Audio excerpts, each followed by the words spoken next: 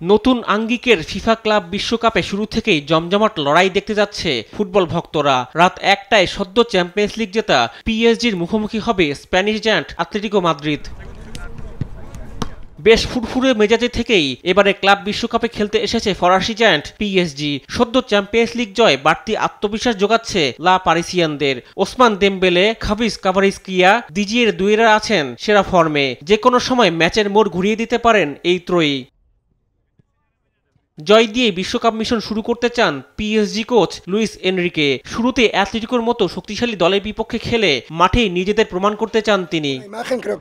আমি মনে করি আমরা একটা ভালো ভাবমূর্তি তৈরি করতে যাচ্ছি। আমরা জয়ের ধারাবাহিকতা ধরে এগোতে চাই। শক্তিশালী দলের বিপক্ষে খেলতে চাপ থাকবেই। সবকিছু আমাদের মাঠেই প্রমাণ করতে হবে।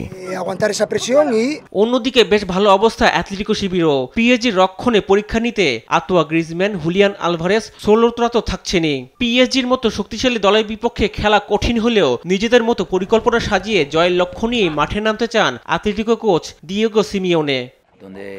আমরা এমন একটি গ্রুপে আছি যেখানে Copa Libertadores champion, champions league champion এবং সিয়াটলের মতো প্রতিষ্ঠিত দল আছে। আমাদের জন্য তাই প্রতিটি ম্যাচই কঠিন হবে। আমরা নিজেদের মতো পরিকল্পনা সাজাবো এবং জয়ের লক্ষ্য নিয়েই মাঠে নামবো।